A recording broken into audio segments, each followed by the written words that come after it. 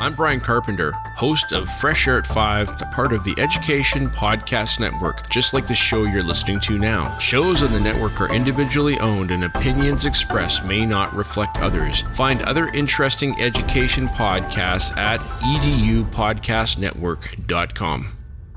Coming up on episode 237 of the House of EdTech podcast, I asked the question, technology in your classroom, friend or foe? Let's strike up the band.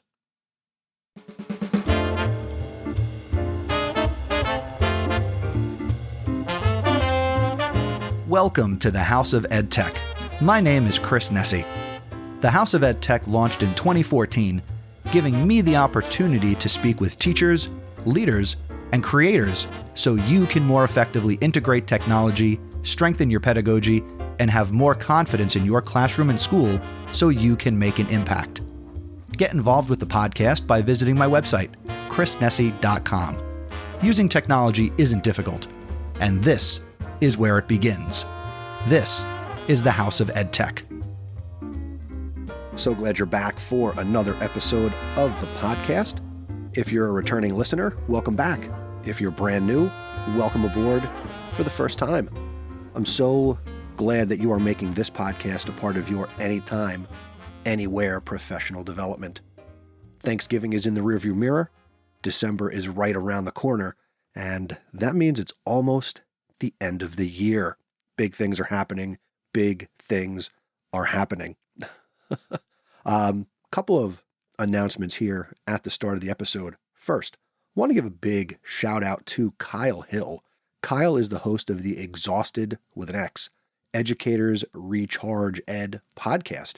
And on a recent episode of his podcast, the November 2nd episode of his podcast, he did a whole episode where he talked about education podcasts that you should check out. And I want to thank Kyle here on the House of EdTech because he shouted out not only the House of EdTech podcast, but he also shouted out the Education Podcast Network. And you should go and check out Kyle's podcast as well. I'll have a link to that episode in the show notes, and maybe that's a new podcast that you could add to your listening lineup. Next up, Teachers on Fire, hosted by my friend to the north, Tim Cavey. I'm going to be on his podcast on Saturday morning, December 16th, 2023, and there's going to be a fight. I don't know. Maybe there will be a fight. I don't know. But Tim is putting together a little bit of a conversation with myself and Matt Rhodes. And Matt recently on social media was talking about, and I think I mentioned it in my last episode, that, cell phones should be completely banned in the classroom. And I could not disagree more, as I talked about in the last episode. So on December 16th, Matt, myself, and moderated by Tim Cavey, we're going to be on the Teachers on Fire podcast, and we're going to have a friendly conversation about cell phones and technology in the classroom. And that's kind of what I'm going to be talking about in this episode as well, because I saw some knucklehead on TikTok. You know what? Maybe that's not appropriate of me to say. I saw somebody on TikTok talking about how we should take out the Chromebooks too. What are we doing? What are people talking about? Have people lost their minds? I mean, really, let's take it all. I mean, let me hold back. I'm going to hold back a little bit. We're going to talk about that in just a little bit. Next little newsy thing here. If you're listening to this before December 1st, 2023, you have got to submit your entry for the 10th annual House of EdTech Smackdown. It's going to be my last episode of the year, and the last episode here in 2023 is going to be episode number 239, and that's going to be released. It'll be my second episode in December. But this is the episode that I do every year, and this is the 10th time I'm doing it, where you participate and you send me a voicemail and you let me and the entire House of EdTech community, you let us know. What did you love in EdTech here in 2023? Do you have a favorite app, Chrome extension, a hack, a tip, a shortcut, something that'll make other people go, that's a good idea. So what do you want to share? Go to chrisnessie.com/voicemail or chrisnessie.com/feedback and submit your voice message so that way I could compile all of that into episode 239 of the podcast, and we will end this year with another Smackdown. As we also approach House of EdTech turning 10 years old. Super excited about that. I will have more about that in December as we get ready to go into 2024 and celebrate 10 years of House of EdTech awesomeness. But again, if you want to participate in this year's Smackdown, you've got to get your entry to me by Friday, December 1st, 2023. And I'm looking forward to putting that episode together. And if you want to see some of the things that have been mentioned over the years, go to chrisnessy.com/all-time Smackdown. And of course, shout out to Derek Larson, who maintains that Google Sheet for me, so that way I don't have to worry about it. So check out the spreadsheet. And if there's something on there that you still love here in 2023, please do not be shy. You can share it. I've got a handful of people who have submitted stuff already, but I would like more than a handful of people. There are lots of people who subscribe and listen to this episode, all these episodes. Let's put a few thousand together, okay? Let's put a few thousand people in that episode. Make me work to produce that episode, all right? That's my challenge to you. And my last announcement, this kind of came out of nowhere, so to speak, and you might have seen this on social media, but I was named the 23-24 Teacher of the Year at my high school. I am Teacher of the Year at New Brunswick High School here in New Jersey. And I couldn't be, as my tweet said, I am beside myself to, I'll be honest, finally get a little recognition for what I do in the classroom and what I do for kids. So I am humbled to be Teacher of the Year, and now I'm going to go through the process to go on and try to become the County Teacher of the Year. And who knows, maybe at some point in 2024, I will be the New Jersey State Teacher of the Year. So stay tuned, and we will see what happens with that. All right, let's get into the featured content of this episode, where I'm going to talk about, is technology our friend or our foe? Dun, dun, dun!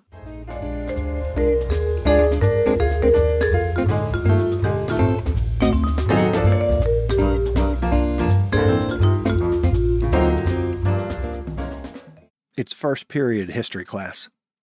My students are just settling into their seats, pulling out their Chromebooks, as I've instructed them to do, and I'm now turning around to write a bit of an agenda on the board. When I turn to face the class again, half my students are scrolling social media, watching YouTube videos, and I'm thinking, put your devices away. But the chaos has already begun. Hey, we've all been there. Technology brings a tremendous amount of learning potential into our classrooms, but it also brings distraction and misuse and abuse right along with it. Managing student technology effectively is critical for maintaining engagement and keeping student productivity at a maximum. Whether we're locking down browsers or if we just have good old-fashioned consequences, as educators, we need to have a toolbox of tech management strategies. In this episode, I'm going to dive into what I think could be some best practices for classroom technology use at any grade level.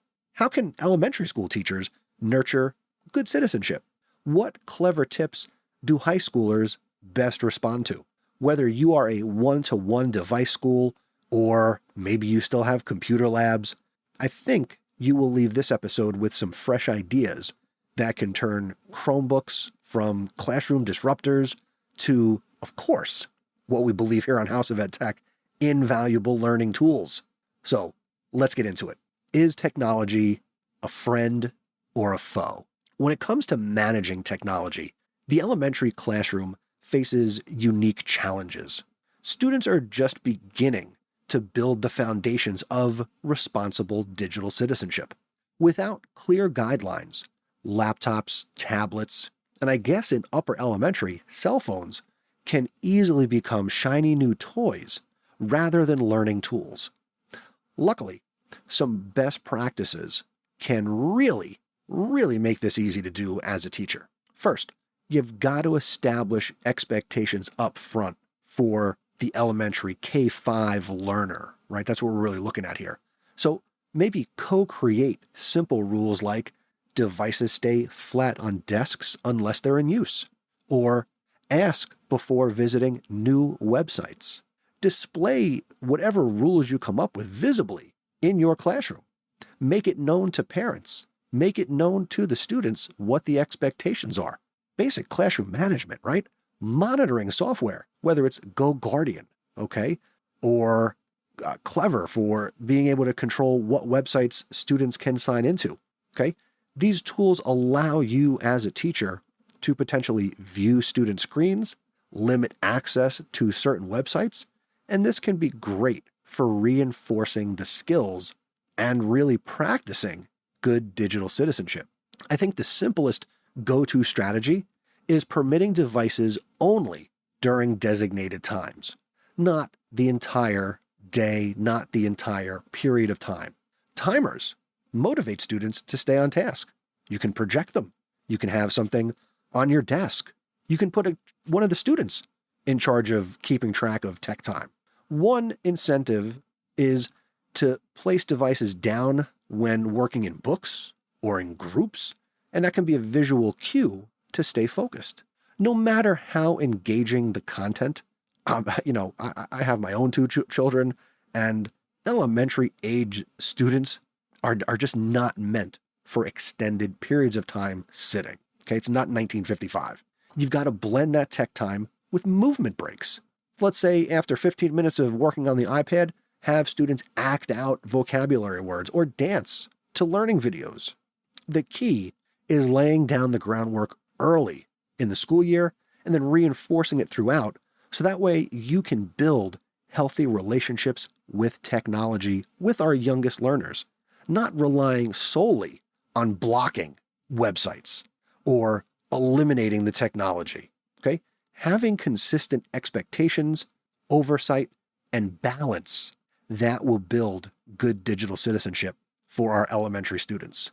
The technology can transform the learning if students view their devices as tools rather than toys. Now, middle school. I've got a middle school age son, Miles. He's been on the podcast a couple of times. Maybe he'll be on again.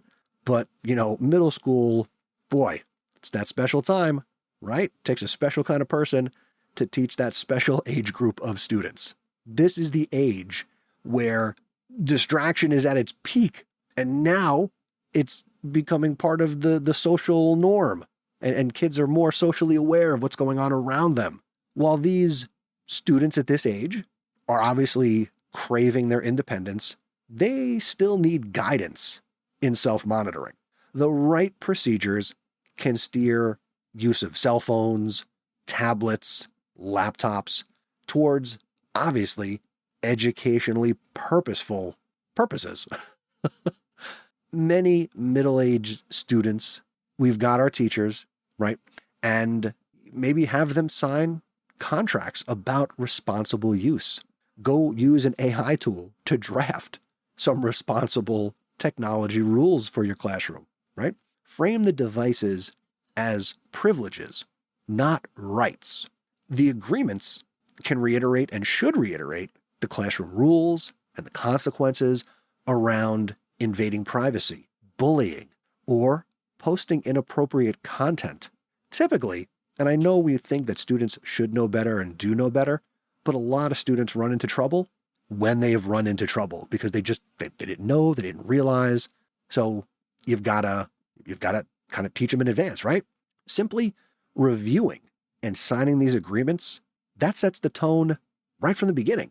And if you didn't do that to start the year, depending on when you're listening to this episode, the best time to start was at the beginning of the school year.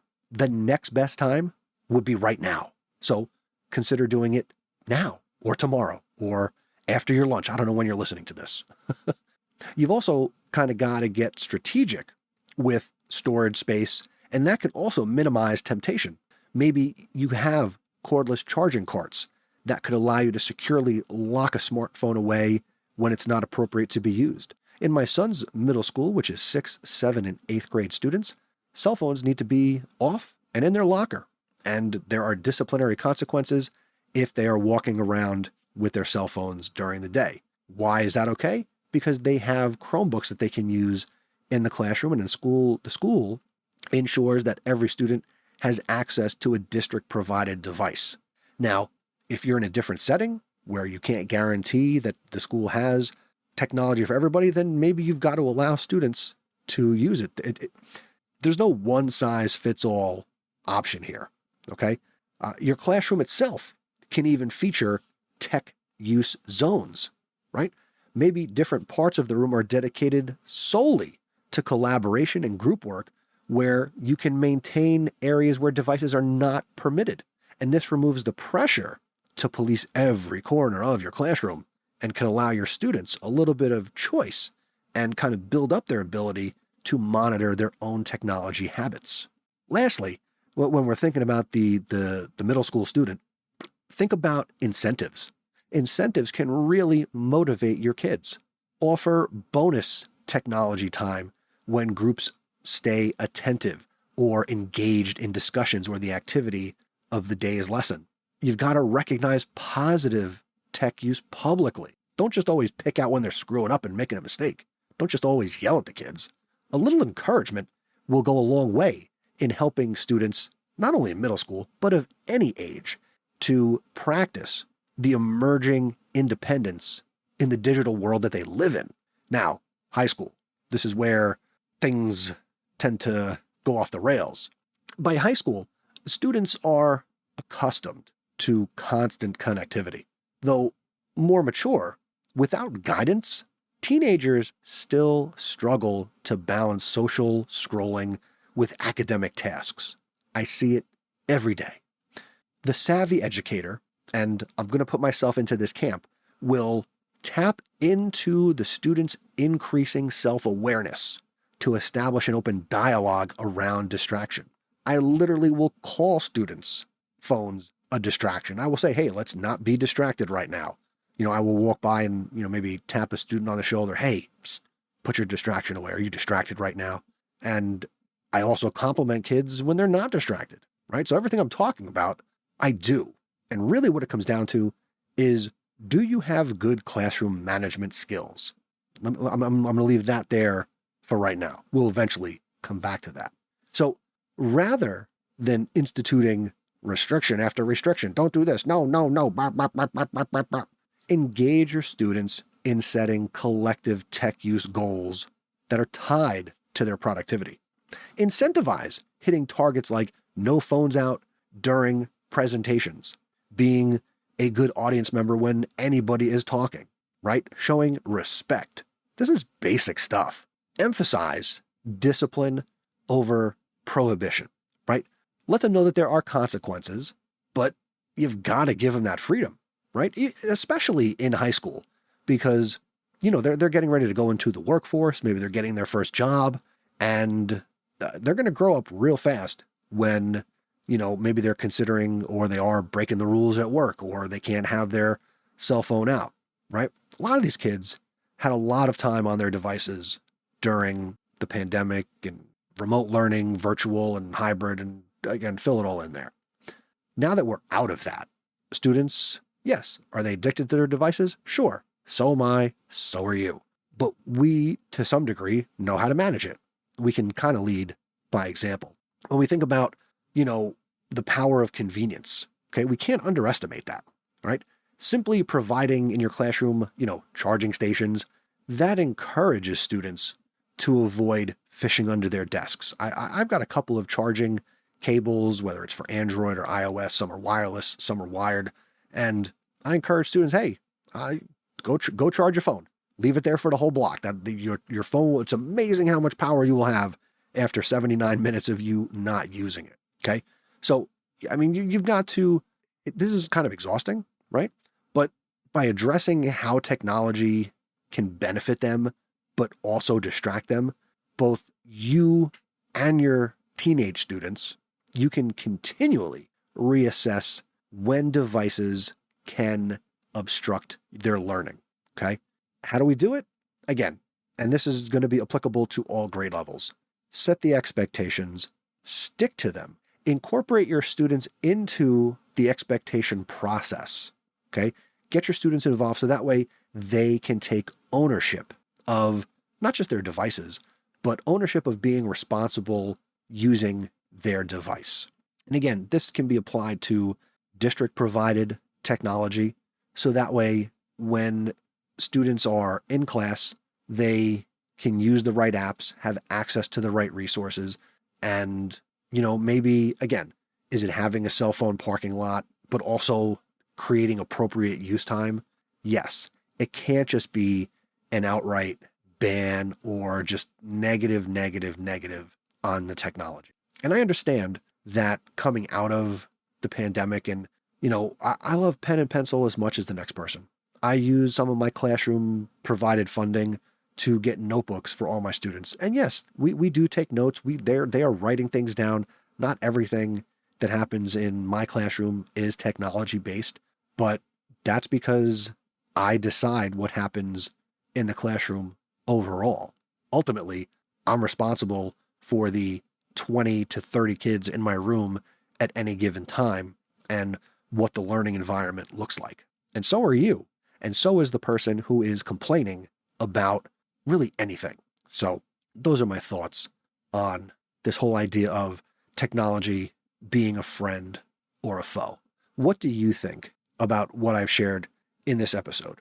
Send me an email, feedback@chrisnessy.com, and we can talk about it. You can tweet at me at Mr. Nessy on X, Twitter, at House of EdTech on Threads. This conversation is not going anywhere, and a lot of what I talked about here, I'm going to be talking about again on that December 16th Teachers on Fire episode. So let me know your thoughts. Are you hashtag Team Nessy? Are you all about the technology in the classroom and not banning or overly restricting kids' use of it? Let me know. We will figure it out together.